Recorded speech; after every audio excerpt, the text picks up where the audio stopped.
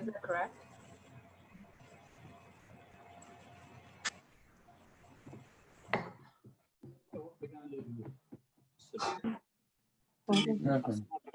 Coffee first.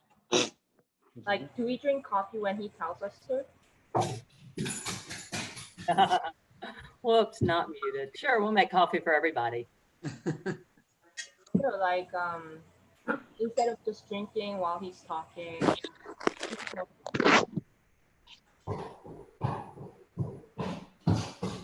Okay, good morning, everyone. We're ready to start. Hope everyone's having a beautiful Sunday so far. We're going to just put everyone on mute just to get started here. And of course, we'll unmute a few times during the class. Or that way, if there's questions and things that you need to ask, you can do that. Okay. This past week, one of the great scholars of our time, Rabbi Adin Even Yisrael, Rabbi Adin Steinsaltz, passed away. He was a great scholar. He was 83 years old, wrote many, many books. Some of you may have read some of his books. He also did a commentary and a translation of the Talmud that has made the Talmud available to the masses today, and which is an enormous project. And I think Time magazine called him a once in a 1,000-year scholar. Just a very special individual. So I've shared the story before, but many years ago on a trip to Israel, we had a group of about 20 of us, and we were able to arrange to meet with Rabbi Adin Steinsaltz in Jerusalem on a Saturday afternoon, or Shabbat afternoon. And he spoke to our group, about 20 of us. And amongst the things that he told us, that what I remembered is, this is going back to 2002, he told us that, he told us a story about a pig. It's a story that I've shared before, where the pig goes and gets invited to the king's palace for a day trip to the king's palace, special invitation. So the pig goes, spends the day there, and then he comes back. So his friends, his fellow animals, the other animals ask him, they say to him, listen, you spent a day in the king's palace, tell us about it. None of us have ever had that opportunity. What an honor. Tell us about we heard the gardens, the landscaping is just amazing, the way the gardens are manicured. Tell us what you saw, the gardens. And the pig says, to be honest with you, I didn't really notice the gardens. They said, okay, well, what about the art? We heard in the king's palace, the art is just out of this world.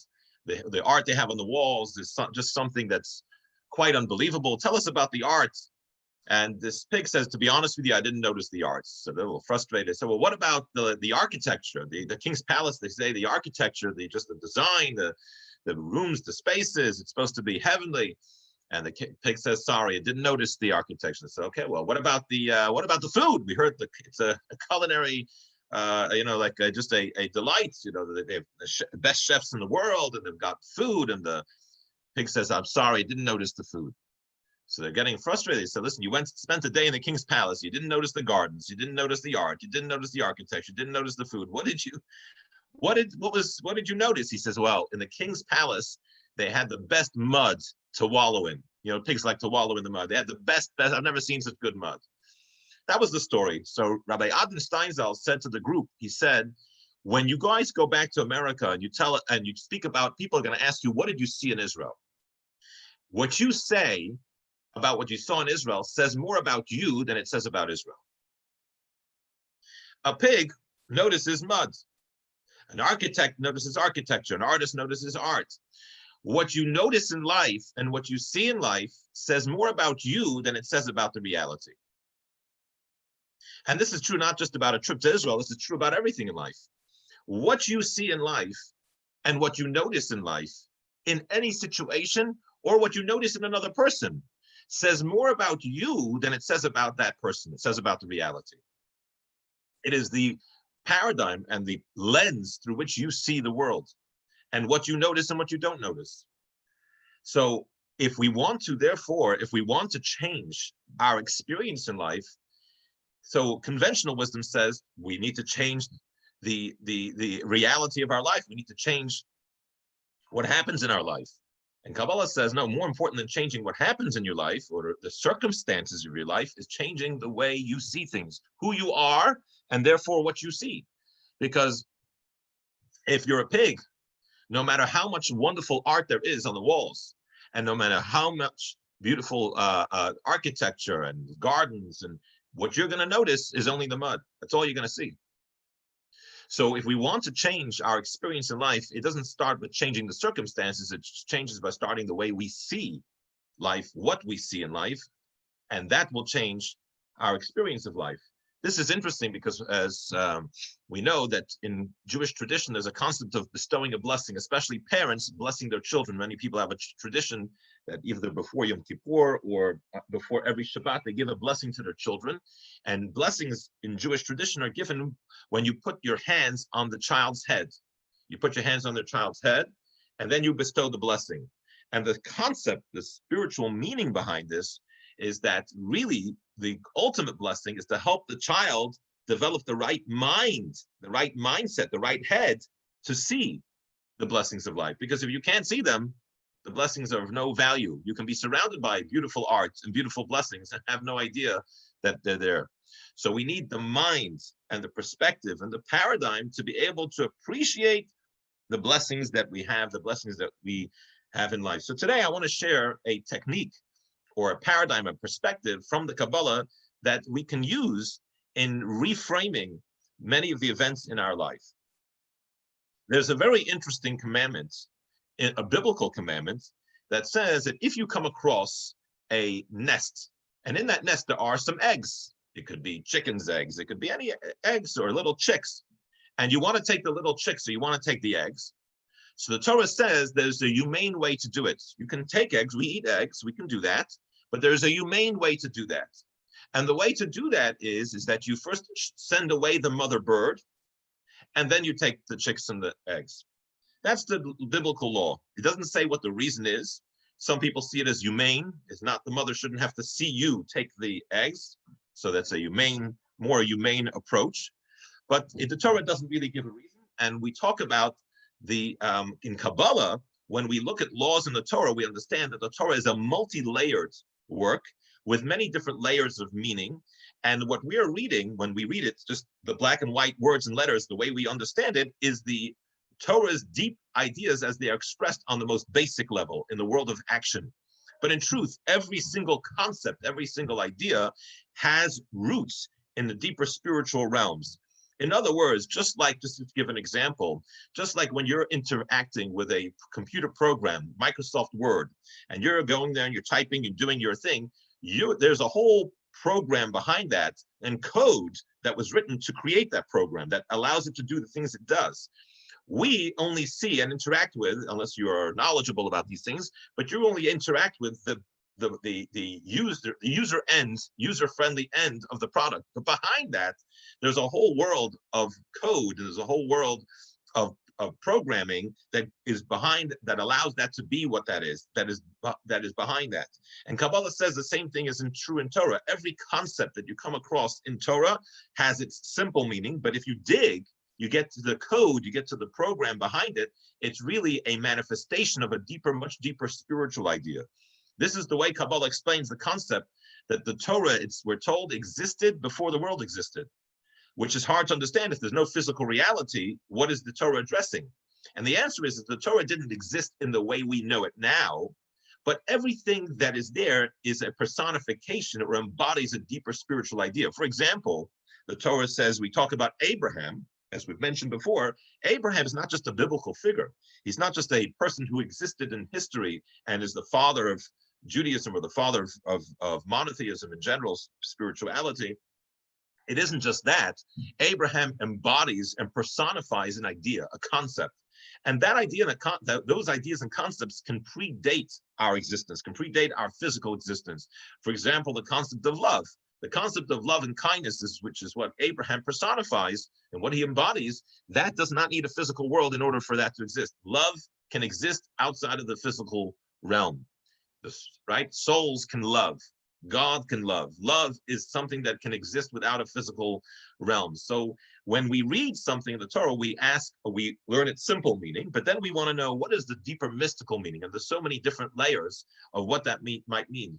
And why that's important is because sometimes the physical part of a commandment may not be very relevant to us. I mean, it's not every day that you're walking down streets in East Cobb and you're coming across nests with eggs in it and you're shooing off the mother bird to get the eggs. It's not something that most of us do on a daily basis. So we need to ask ourselves, what's the deeper meaning behind this law? What is the deeper layer, the deeper meaning behind this law that might be much more relevant in the way I go about my day-to-day life? Okay, so we're going to leave that aside for a moment. You can minimize that window and we'll go on to something else for a few moments. In Kabbalah, it talks about the fact that there are multiple worlds. When we say multiple worlds, we don't mean within the physical universe that there are multiple worlds. Of course, in the physical universe, there are many, many different planets and galaxies and stars beyond anything that we can count and imagine. The vastness of it is just actually mind-blowing. And when you actually take the time to think about how vast the universe is, how small we are, how great this God might be to create this physical universe. But this physical universe as a whole is considered a world. It's a sphere of reality. It's a world. And Kabbalah says there are multiple worlds. In other words, beyond the physical realm, beyond the physical reality, there are many, many different layers and worlds of realities. Just like as within our own worlds, there are different spheres of reality. For example, we can talk about the world of thought. The world of thought and intellect is a reality. It exists. There's a concept called the world of thought or the world of emotion. The world of thought has different rules and has different limitations than the world of actual physicality. So for example, something that exists as in a total physical state usually will have something by which you can measure it. You can say, okay, it's this big, this is its density. You can talk about weight. You can talk about many things that describe a physical reality. A thought, you can't say, how heavy is that thought? Or how tall is it? It doesn't exist in that realm. Or an emotion for the same way. We do sometimes use words to describe deep thought, but obviously we don't mean deep like in 4 inches deep or 5 inches deep. We mean it in a much more abstract way. So even in the world we live in, there are different dimensions of reality. There's, again, the world of thought, the world of emotions, the world of feelings.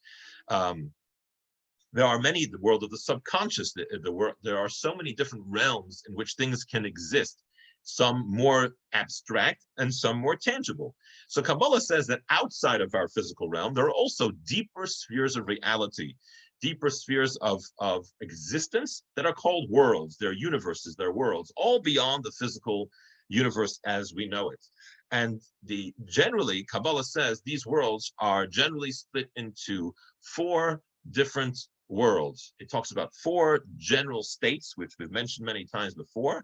There is the highest of these worlds, which is called the world of emanation. That is this name given to the highest world. And the reason why it's called emanation is because it is actually nothing more than an emanation of godly energy, right? We talk about something that emanates, right? So like an aura that emanates, godly energy that emanates. It's the world of emanation. In other words, all that exists in that world is godly light, divine energy. There's nothing else that can exist because there's nothing else in truth. All there is the presence of God's divine energy.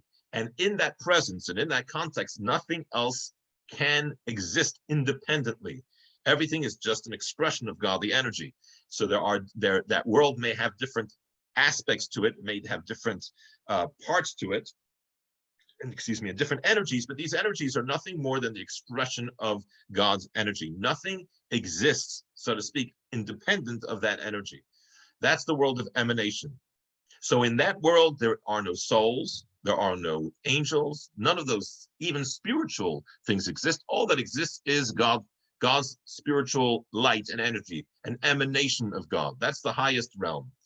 In a step down, when through the series that we've mentioned, where God conceals himself, God hides himself, there is a concealment. There is the next world, which is called the world of creation. And what we mean by the world of creation is a world in which there can be the concept of something even existing independent of God, because God's light is concealed enough there in that realm to allow for something to feel its own existence, to think and in its own mind that it exists independently of God. These existences have very little form. They have very little substance to them. They're very abstract and very much aware of God, but not to a point where their self-awareness is very, very limited, but there is some self-awareness. There is some ability to exist as an existence there. And we're told that that is where the souls reside, where souls exist in the before and after life. In the before and after life, when people say, where do souls go? We're told they exist in the world of creation. It is a world of godly energy, but there's enough concealment there to allow the souls to feel as independent creations. The next one is called the world of formation. In other words, we have a created being, but we have no form to it. It is so subtle and abstract. It is so not tangible. Then we move into the world of formation. The world of formation is that this energy now begins to take on, not just that it exists, it begins to take on form. It's the world of formation. And then finally, we have the world of action. And the world of action is the universe that we exist in. We exist in the universe of and the world and the sphere of action, where these realities become now so far removed from godly energy, and so where godly energy is so concealed that we sense our existence naturally, we sense our own self, we sense our own existence, and we may not even be aware of, or may, as we've said many times before, maybe even deny that we have a source. We're just here, we just came to be. And the fact that we come from somewhere higher may not be something that we readily understand or connect with. In human terms, when we talk about these four different worlds, we talk about the world of emanation. The highest represents, or within the human being, this corresponds to the subconscious, where we're not even aware of things existing there. It's just the world of subconscious. Then we have the world of intellect, where things begin to exist within ourselves. We have a thought, we have an idea, something exists, but it may not take on form yet. Then we go into the world of formation, which is a further developed intellect, and especially as it comes into the world of emotions.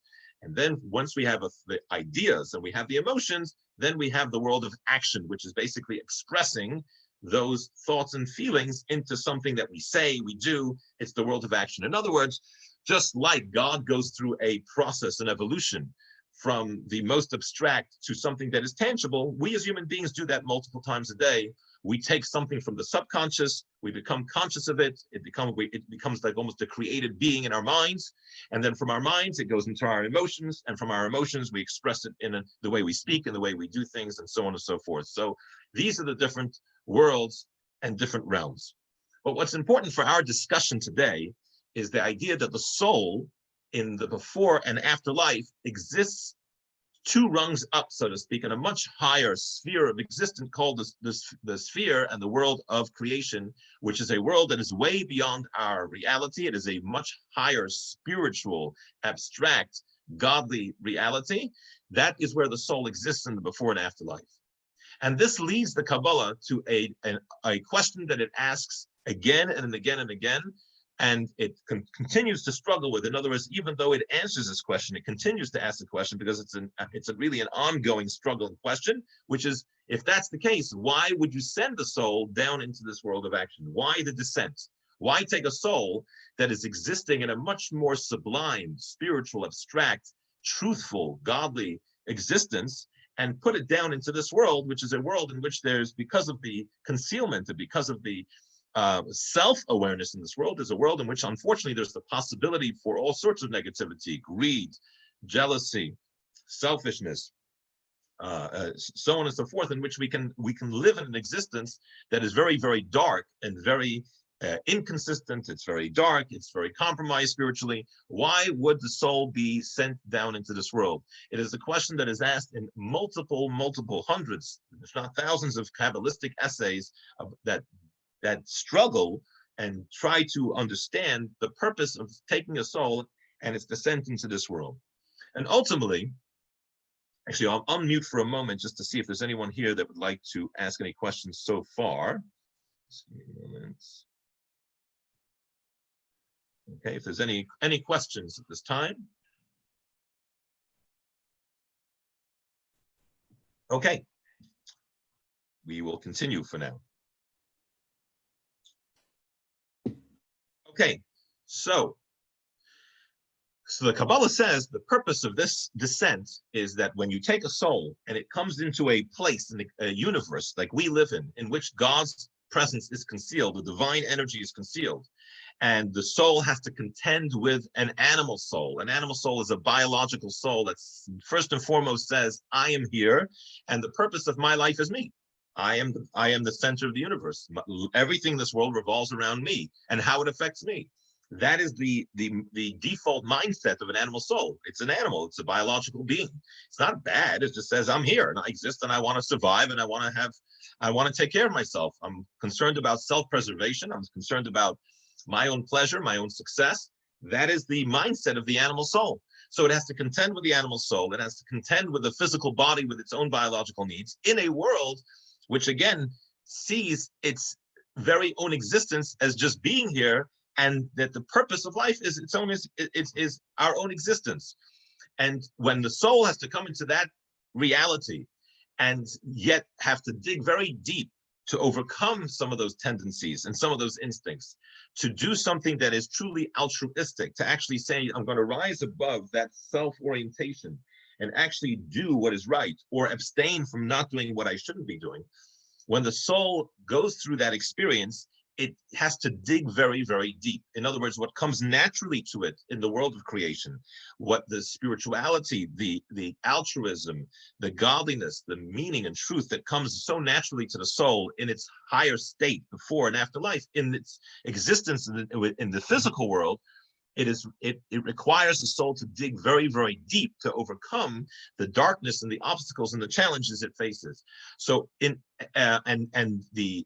experiences that the soul goes through also give the soul opportunities, of course, to learn, to grow, to learn, to understand certain things and lessons and messages that are very, very deep and very powerful that the soul can learn. You know, there's a difference between teaching someone a concept and a theory and them actually experiencing it. You know, you can tell someone from today to tomorrow what something might be like, but when they actually have to go through it and exist on that level, of course, it is a very, very, very different experience. So this is what the Kabbalah is saying, is that really a soul is here for a purpose to grow.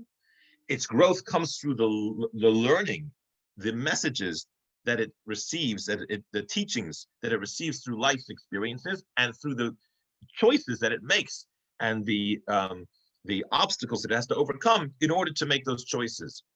So in other words, from the Kabbalah's perspective, every single event in your life, from the most significant events to the most benign or seemingly insignificant events, have one purpose and one purpose only. And their purpose is to achieve the soul's goal in its descent into this reality.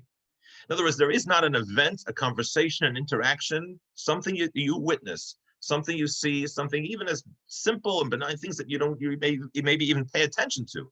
But if it's in your life, it is all part of the teacher's classroom in which every single message has meaning, has significance, and it's all for this ultimate purpose of growth, learning, and development.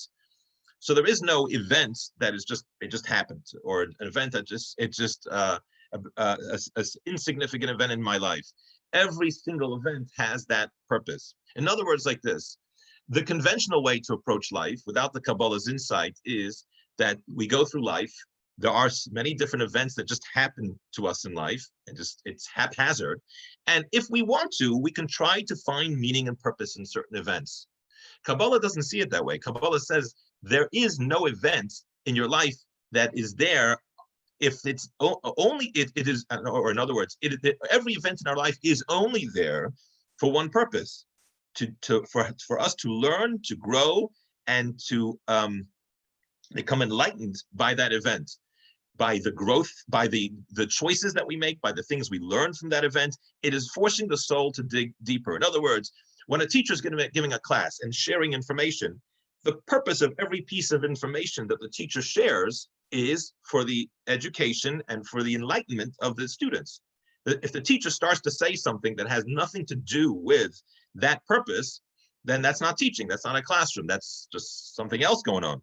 But everything, and sometimes the teacher might give an abstract example, might use a parable, and you're sitting there as a student thinking it's just a story. I don't even understand the relationship between this parable and what the subject we're learning. But if the teacher is a teacher, the parable is there in order to help you understand something about the lesson at hand. In other words, from the Kabbalist perspective, there is not an event, an experience, an interaction, a conversation, whatever it may be, that it doesn't have that deeper purpose of growth and learning. So in other words, according to Kabbalah, every single event in our life has two layers. There are two layers to every event.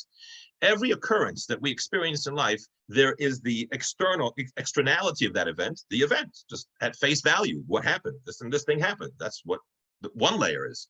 And that's what we all see and experience and can react to. But Kabbalah says there is another layer. And the other layer is, what is the purpose and what is the teaching, what is the growth opportunity in this event? That's the next layer.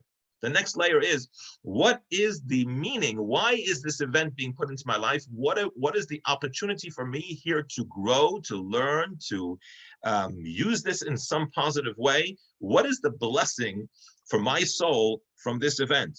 What is this event going to teach me? Now, it doesn't mean that necessarily that we can go through every single moment of the day, every time that something happens, to stop and analyze it, because we're not going to get too far. We won't make it out of the bedroom in the morning. But we have to go through our life functioning. We have to function like normal human beings and doing what we have to do. However, once in a while, we can stop, especially when something is troubling us or we're going through something and we're struggling with it, to say to ourselves, 1 second, there's the event as it exists, as it's happening, but this is a parable. What's the meaning behind the parable? What's the meaning behind this message? What is behind it? There's the event and what's behind the event. There's the event itself, just what happens, is, so to speak, really just there as a cause. It's supposed to be causing some kind of deeper learning. It's supposed to be causing some kind of message. It's supposed to be causing some kind of growth. There's the cause and the effect. There's the source of the event, so to speak, the event, which is the source of something deeper that we come away with. That's the product. That's what we're trying to achieve, right? In many things, you have the cause, but then the cause is there to bring out a product. Or in other words, let's look at it this way. Every event, we could say there is the mother of the event and there's the children of the event. What is the mother of the event? The mother of the event is the cause, that's the event itself, that's causing something else. What's it causing? It's causing a deeper lesson, a potential deeper lesson. It's causing a potential message. It's causing a potential growth opportunity. That's the mother of the event. The children of the event is the purpose for which that event happened. It's the product from that event. So you have the mother of the event and you have the children of the event. So comes the Torah and tells us something very important, that when you experience and when you come across a nest, and there's a mother and there's the children. So what Torah says, which means, in other words, you come across an event in life and you see in that event in life, you see the external event, what happened, but then also you become aware, you could become aware that there's a deeper purpose behind that event. So says the mother, says the Torah, what should you do? Send away the mother and take the children. What that means spiritually is focus less on the events on a face value and take the children of the event. Focus on, why is this event happening? What is the growth opportunity in this event? What's the message? What's the learning? How is this event helping my soul grow, become enlightened, develop through this event? So I'm not just experiencing the mother of the event, I'm more focused on the children of the event. That is really what the Kabbalah wants us to understand. That every event is not just the mother, there's also the children, and that to experience life more deeply, to experience life in a more enriching and more meaningful way, the way to do that is to send away the mother and to take the children. And when we begin to see life and events that way, it is a complete different and changed experience. We're not just dealing with events at face value and our natural instinctive reactions to them. Some of them may be positive, some of them may not be positive, but rather we are saying, what are the children of this event? What is the meaning behind this event? What is behind this event that is here for my soul's growth? Because if it's happening to me, it's part of the teacher teaching me something. Everything in the classroom has meaning. Everything has significance. Some more apparent, some less apparent. Again, sometimes you look at that parable and you say, How does that relate to the subject at hand? But if you dig into the parable, you dig in, you say, oh, now I understand. I get what that means. I understand the message there. And this is the multiple layers that Kabbalah says we have to begin to entertain and realize is behind every single event. Send away the mother and take the children. When you have an event, understand, number one, that there are two layers to that event. And number two, understand that the focus of the event should not be the mother of the event, the cause, the actual event itself, but rather the products, the purpose of that event, why that event is taking place in our life. So we'll take some questions, first of all, if anyone has some questions or comments at this point. You have a question? Any questions? Question. Yes. Just going back to your trip to Israel many years ago with Rabbi Steinsaltz. Yes. What was your impression when he shared this parable with you? I'm assuming that, I mean, I don't know what kind of group. I was just assuming that you were with a very learned group or a group of rabbis. Maybe not. Maybe it was a family trip. But to me, that is just amazing when you look at the different levels, because you think, were you amazed at the simplicity of the story? Or, I mean, it could reach to someone very learned. It could reach to someone who is more ignorant, or, you know, not more simple in their concept. But what was your impression when he shared this story with you? So first of all, it was with a group of families from East Cobb. So just people as yourselves, people in the community that just kind of came along with me for the trip. That was the group that we went with. And number two is that rabbis have a big problem. And the problem they have is that they very much struggle to grow and to learn from the stories they hear. Because when rabbis hear stories, the first thing their first reaction is, that's a great story to give in a sermon. So instead of actually internalizing the story, you're always thinking, oh, that'll work well somewhere. But no, on a more serious note, I will say that the reason why I remember the story all these years later is because I think it's a very meaningful story. It's meant a lot to me, and I think it means a lot to all of us. And it's critical to understand, again, that what we see in life says more about us than it says about the reality of that we're seeing, because it tells us what you see is an expression of who you are. If you're a pig, you see mud. If you're an architect, you see architecture. If you're an artist, you see. And really, we have to train ourselves to see certain things in life. And in this case, today's subject was to understand and see that events have multiple layers. There's what the face value of the event was, and then the understanding that that event comes into our life for one purpose and one purpose only, to teach, for us to grow. That is, it isn't just that it happens, and if we want to, we might find a lesson. No, that is its purpose. It's when a teacher teaches something, the teacher doesn't happen to say something, and maybe we can find a lesson. The teacher is teaching to teach. Every event in our life has been orchestrated for that purpose. There is not an event that is just taking place. So that is the deeper meaning of that. Other questions? Rabbi. Yeah. To me, it's a little bit confusing. Okay. Even though you explained it very, very well. So if the soul already knows everything and does not wish to enter the world, it has to, obviously. Is it because it has to go through the action of creating some, again, explain, why does it have to descend from something so high?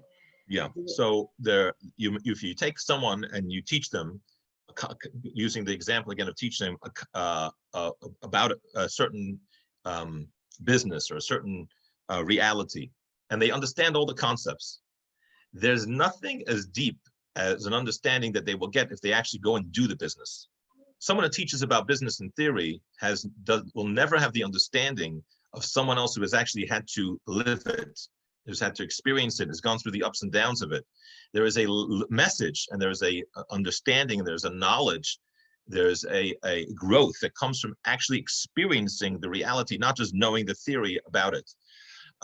It's very interesting that in Hebrew, the word for an older person, when we say someone is older, is zaken. Zaken is an older person. In the Talmud, it relates that the word is kind of related to, it's not exactly, it's related to the concept of someone who has acquired wisdom. What does acquired wisdom mean?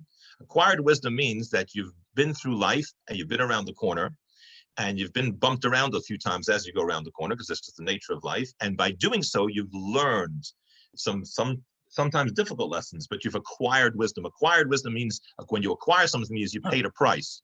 to buy, when you acquire something, you bought it. What's the price you paid? Some pain, some difficulties, and the good times, bad times, but you've been around. And there's that, you cannot read that in a book. You can't just read that in a book.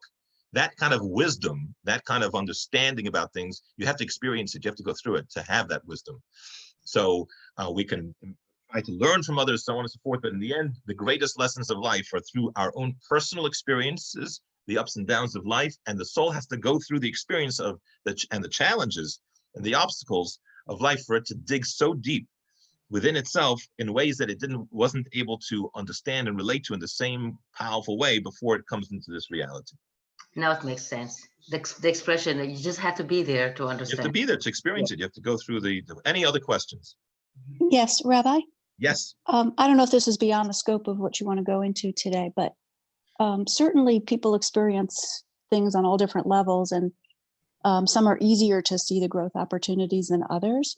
Correct. But when there are, seemingly really big issues that people experience, traumatic events or really huge things, not just, stubbing your toe, and you have difficulty trying to understand what the growth opportunity is in that, are there ways in Kabbalah to steer you towards that? So I would say definitely, I would say it's not always easy, but I would say as follows. For example, someone goes through something that's very, very painful in life.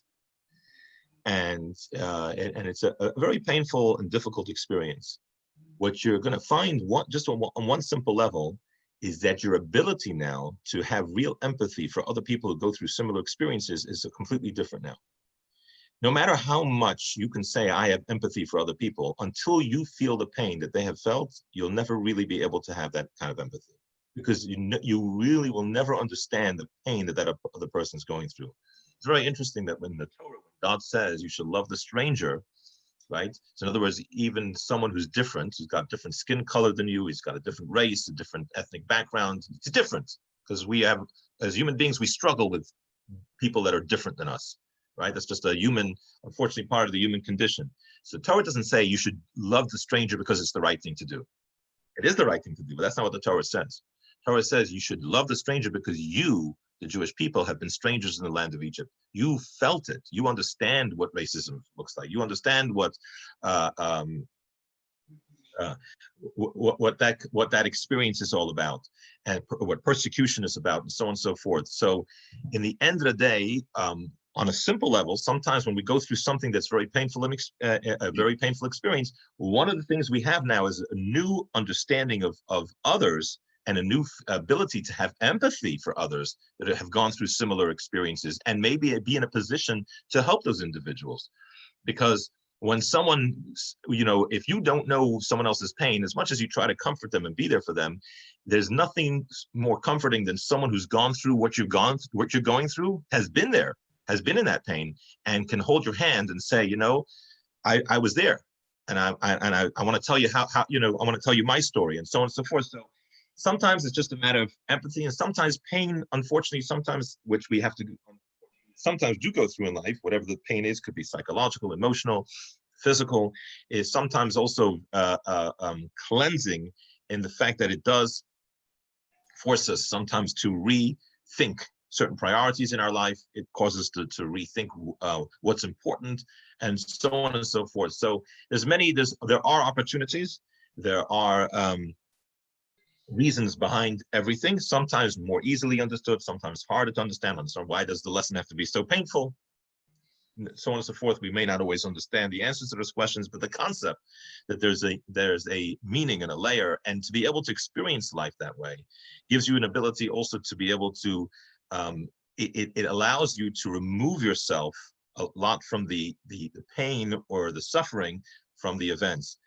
If you look at someone like Viktor Frankl and the way he dealt with his reality in Auschwitz, and many other people that I've known that were in the gulags and so on and so forth, they kind of felt that they kind of watched the events, so to speak, from a bird's eye view. The events were happening to them, but to every event they were saying, okay, what does this mean? And what do you learn from this? What does this teach me about life, about people? And how can I grow from this event? And psychologically and emotionally put them in a much, much better, healthier place to be able to survive mentally and emotionally those events. So it's that the ability to see multiple layers of events and see a little beyond just the face value of the event, of course, is a very powerful and very helpful when we're going through difficult experiences. Rabbi? Yes. The soul sort of before and after it comes into this world rests in the world of creation. Yes. Do only the Sadics get to emanation, or special souls get to? No, within, generally speaking, none of the souls end up in the world of emanation because nothing exists there. It's a world without existence besides the light of God. Within the world of creation, there are many, many, many different layers. And depending on the soul's, so to speak, enlightened state and its ability to comprehend and understand or connect, and when we send, that's not just an intellectual experience, but it may exist in different realms within the world of creation. The world of creation is it has multiple layers, and the soul not only can exist in different places there, but it's constantly on the move. Souls don't rest. So we don't say rest in peace. We don't use that terminology in Judaism because souls don't rest. They're constantly on the go. They're constantly growing, learning. And it's a thrilling for the soul. The afterlife and the before life also is a thrilling experience of new awareness, new consciousness. Each time it achieves a new consciousness and a new awareness, it's like it's a whole new reality that completely is that is completely beyond anything that it's experienced in the past. So the soul's journey is one that is a thrilling journey of enlightenment and of awareness that never stops. So the souls are constantly moving. They don't sit still. They're constantly growing. Okay, I'm going to share the screen here, and we can take more questions after this as well.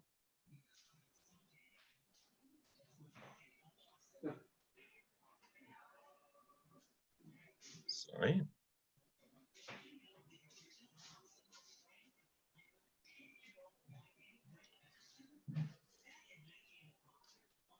Share.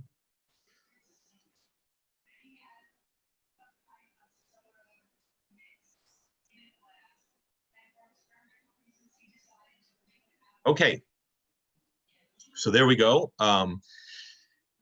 Kabbalah Cafe lesson 303, to me or for me. And what I mean by that is events can either, this is just if you want to put it in one word, events in life can either you can look at them as happening to you or for you. It's a very different way to look at it. If it's happening to me, it's just an event that's happening. If it's for me, it means as it was orchestrated to happen for me because my soul's here to grow. So events don't happen to me, they happen for me. Our life changes when our paradigm changes. Kabbalah speaks of many worlds and spheres of reality. The worlds are emanation, creation, formation, and action. The higher the world, the greater the revelation of divine energy. This translates into less self-awareness. In the human world, these worlds correspond to the subconscious, intellect, emotions, expression, action. The soul descent into the world of action is in order to overcome the challenges of God's concealment and to grow from each experience. Each experience has the outer layer, which is the mother of the event, the cause that gives birth to the children of the event, which is the inner intent and lesson and growth opportunity. So there's the mother of the event and the children of the event. The mother of the event is just the event itself, and that gives birth to the children, which is the inner purpose of that event. And this is the deeper meaning behind the law to send away the mother bird and take the children. The deeper meaning of that law and how Kabbalah understands that law, the Hasidic teachings understand that law, and make it relevant is by reminding us that we have to see in every event the mother of the event and the children of the event, send away the mother, take the children, try to focus on the inner meaning and the inner content behind the event, and use it as a growth opportunity and to try to live as much as possible that way. Of course, we can't do that every moment of the day, but we can at least have that paradigm and have that perspective. Okay, any final questions? Yes, I have a question. Yes. If I wanted to look this up, and for instance, like the midrash or the written, books, like how do I find them? How do I locate them? What are in particular you're referring to today's lesson? Today's lesson, or from a few weeks ago, like for instance, you said when God spoke to Moses, Yeah. there was no echo because the stone Right. the mountain absorbed the voice So of God. a lot of these ideas are taken from works. Some of them are translated in English. A lot of them are not. Today, the content of today's 1 second, Romans here. Content of today's lesson came from this book, and unfortunately, this book, which is I mean, it's hard to see. It's about Hebrew? about 1,000 pages long. It's all in Hebrew, and there's no translation yet. So it's not, you know, that's part of my job. I'm trying to make accessible information that's not quite accessible to everyone yet. Right. So it just happens to be where this information comes from. So some of it, and I don't really necessarily put footnotes to my, though I could start putting footnotes on it, but because a lot of it's not going to be material that's going to be relevant or accessible to for a lot of people. Right. You know, so that's really what it is. Okay, thank you so much. Hope everyone has a wonderful, wonderful week. Lots of blessings to all of you. And we should be able to see the deeper layers in life's events. Thank you so much. Thank Thank you. you, Thank you, Rabbi. Rabbi. Thank you, Rabbi.